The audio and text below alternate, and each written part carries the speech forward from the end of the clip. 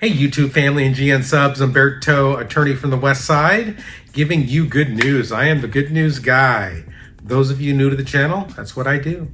I give good news. Number one, I break down complicated subject matter, make it very simple, easy to understand. And then the big one, I provide you with real-time cases.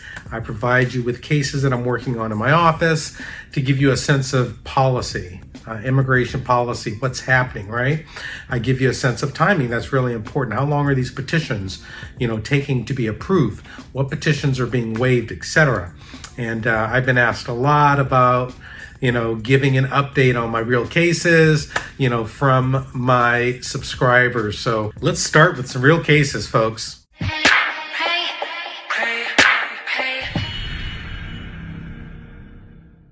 All right, I have two employment-based cases that came approved last week. I'll show you. Let's start with one. So the first one, E37. This is a labor certification that was approved. Labor certification is a petition. You go through, it's an employment-based petition. The employer sponsors you. You go through an advertisement process, etc. Once that is approved, you file for what's called the I-140. The I-140 is for the visa petition. That's approved, then you file the adjustment of status, right? So in this one, I filed the adjustment of status. It looks like it was November 2020. Generally, before COVID, these were taking a year and a half to be approved. So less than a year, came approved. But the most important thing is the interview was waived. Very cool. Second one here, this is an I-140 self-petition, extraordinary ability individual, filed the adjustment this March 2021, interview waived, perfect. Now, here's the deal. The reason that I think these cases are being approved, number one, I've been proactive, right? I keep inquiring on my cases. Number two, September 30th is the end of the fiscal year. Immigration has 100,000 unused visa in the employment-based category. And so it seems that they're pushing to get these cases approved. Hey, you still have a couple days, inquire on them, see if you can get your employment-based, case approved before the end of the fiscal year, where these visas may roll over to the family-based visas. We'll talk a little bit about that because I know you're hearing a lot about this, but it's really confusing, right? What's going on? So I'm gonna break it down and make it very simple. In the employment-based visa category from October to October, there generally are 140,000 that are made available by Congress, right? This number is set. Last year, there were 260,000 available because in 2020, the family visas were unused and they rolled over to the employment-based visas. So basically, we had 260,000. Why are they unused? There's tons of people in line for the employment-based visa categories, right? The reason is because of the bureaucracy of immigration. It's so slow. I mean, they were taking a year and a half to adjudicate cases, right? So obviously, for fiscal year, they're not going to use all the visas. There's tons in the pipeline right now. There is talk. Microsoft and Google have gone to Congress and said, look, we need a fix. We need to do something to expedite the petition process approval so we can use these visas. We'll see what happens. So in a bill, this U.S. Citizenship Act of 2021 that you've been hearing about, so there's certain legislation in there that says, look, we're going to go back and see if we can recapture 500,000 unused visas from 1992 to present. There's tons that have just gone unused, right?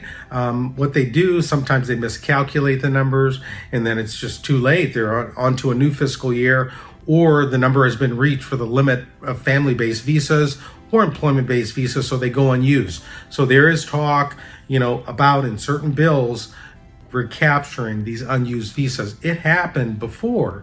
In 2000 and in 2005, there were over 200,000 visas that were recaptured. So that's the good news, folks. I think maybe here, because of COVID and the need, to increase the allocation and the number of visas in the future, this may happen. We'll see, okay? Hey, another bit of good news. U.S. Consulate in Casablanca reopened and they're giving priority to K1 fiancé visas. I just got one approved. So what we did, we had the interview. This was about 4 months ago. Right? So what I do is I give them 90 days, right? I give them 90 days, let them do their thing. Sometimes there's a security check. Takes time, right? There's actually 3 security checks that they have to do, and so I give them 90 days. So right at the 90-day mark on this case, I made an inquiry. I inquired, said, what's going on? We haven't heard from you guys, right? Then I give them 30 days. I bug them again after 30 days. I bugged them after 30 days, and great. I got an email back from the consulate that said, we've processed this case. We've recommended it for approval. We'll let your client know via email to send the passport, and we'll issue the K1 visa. So that's good news, folks. Consulate's back open. Things are moving. Preference to K1 family visas, as well as immediate relative petitions. Hey, some more good news. Remember the Trump administration, all the travel bans? Tons of them because of COVID? Well, this November, lifted. November 1st, lifted for all those who are vaccinated. They can come to the U.S. Travel ban will be lifted. That's real good news. I got clients that are stuck in a lot of different places, and they couldn't get the NIE, national interest exemption, etc. So now it's going to be open. Just get your vaccination. Get your vaccination. You can travel. All right. Got a lot of good news, folks. Hey. A judge struck down the last H1b restrictions that were put in place by the Trump administration. Basically what they did is they had Department of Labor say that the rates that they need to pay to H1b holders skyrocket high. There's no way that an employer, number one, would pay an H1b holder that rate of pay.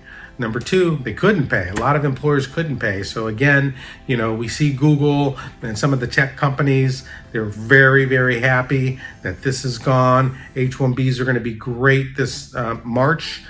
First is the first time you got to get ready to file your H1B lotteries. There'll be a lot of competition this year because these restrictions have been lifted. Those are for H1B non-immigrant visa holders. All right, last bit of good news. G1450, check it out. This is a form that allows you to pay your filing fees online with a credit card. Okay, it's a pilot program. They just started. They're going to use it at Texas Service Center. So if you have an I-140 petition, you can pay by credit card. This is great because some people, they just don't have the cash. They don't have the funds available. So you can put that on credit card, get your adjustment file, get your case file, and that's great news. Hey, YouTube family, thanks so much for watching GrayLaw TV. Give me a thumbs up. Click below, like and subscribe. Go to our frequently asked questions section. I'm going to redo the whole thing. For example, it's going to be, what are your first steps to get to the U.S.? I have some great videos that'll tell you how to get here on a B1, B2 visa.